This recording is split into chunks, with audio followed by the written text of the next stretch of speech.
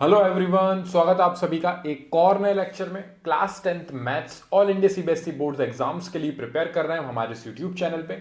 Unit wise सभी exercises के questions plus examples समझाता हूं मैं यहाँ पे। हमारी करंट यूनिट चल रही है अर्थमेटिक प्रोग्रेशन एपी, और उसकी एक्सरसाइज 5.3 के क्वेश्चन नंबर 3 के 9th पार्ट को हम समझने वाले हैं आज की वीडियो में। इस क्वेश्चन नंबर 3 में टोटल 10 पार्ट्स थे और उसमें से हम पिछले वीडियोज में हम 8 पार्ट कंप्लीट कर चुके हैं। अब यहाँ पे हम 9th पार्ट को समझने वाले हैं। क्वेश्चन में हमें एपी गिवन नहीं दी है, लेकिन उस एपी की पर्टिकुलर कुछ चीजें हमें प्रोवाइड करी गई हैं। इन एन एपी हमें गिवन क्या क्या दिया है इस 9th क्वेश्चन में। a इज इक्वल टू 3, हमें फर्स्ट टर्म उन्होंने प्रोवाइड कराया है, वो है हमारा प्लस का 3। ठीक है, अब आपका फर्स्ट टर्म नेगेटिव भी हो सकता है, पॉइंट में भी हो सकता है, फ्रैक्शन में हो सकता है, कोई दिक्कत नहीं है। जो आपको चीजें प्रोवाइड करी गई हैं उनको हम नीचे मेंशन करेंगे। सो हमारे पास फर्स्ट टर्म है प्लस का 3। नंबर ऑफ टर्म्स हमेशा आपके पॉजिटिव होंगे और कभी भी पॉइंट में नहीं आएगी ये वाली वैल्यू, इसलिए नंबर ऑफ टर्म्स हमारे +8 है।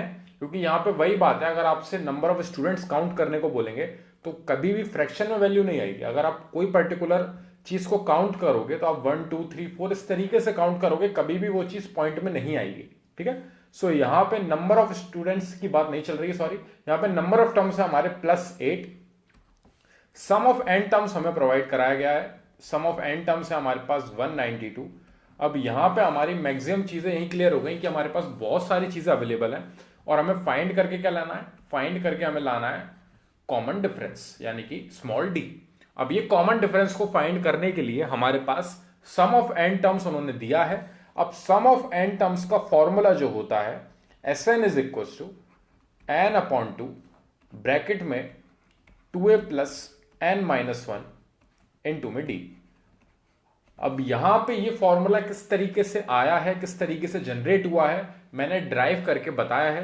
किसी किसी को ये मेमोराइज करने में दिक्कत होती है कि ये फॉर्मूला टफ लगता है, तो इसलिए मैंने वो वीडियो अपलोड कर दी ताकि आप वहां पे जाके देख सको कि ये फॉर्मूला एक्चुअली बना किस तरीके से है, जनरेट किस तरीके से हुआ है।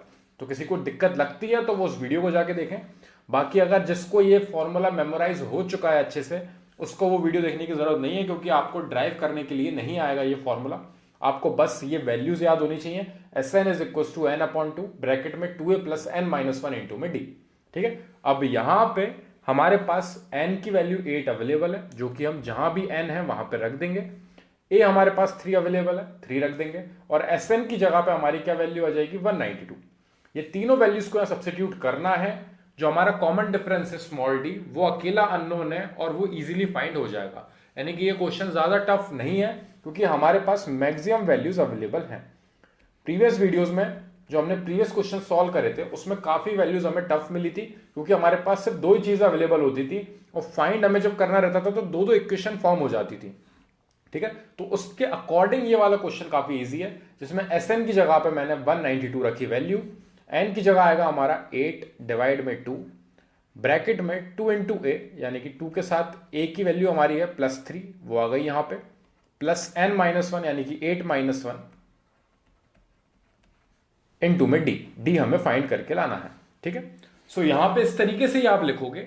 आप वहां पे लिख के आओगे गिवन आपको ये है, फाइंड आपको डील करना है, कॉमन डिफरेंस फाइंड करना है, सम का फॉर्मूला आप इस तरीके से लिखोगे। नेक्स्ट स्टेप में आप वैल्यू सब्स्टिट्यूट करोगे, उसके बाद हमारा कैंसिलिंग वाला पार्ट आ जाएगा। ऐसे क्वेश्चंस आपको या तो 2 मार्क्स में मिलेंगे या फिर आपको मल्टीपल चॉइस क्वेश्चन में, यानी कि 1 मार्क में मिलेगा। ठीक है, सो यहां पे 2 से कैंसिल आउट हो गया, 8 हमारा 4 times 192 is equal to 4 bracket में 3 2 6 हो गया यहाँ पे, प्लस 8-1 ये हो गया 7 इनटू में d है, इसलिए 7d हमने इस तरीके से लिख दिया। अब सबसे पहले ये 4 को उधर डिवाइड में भेजेंगे, जो चीज यहां पे मल्टीप्लाई में है। ये 4 इस ब्रैकेट के साथ मल्टीप्लीकेशन में है।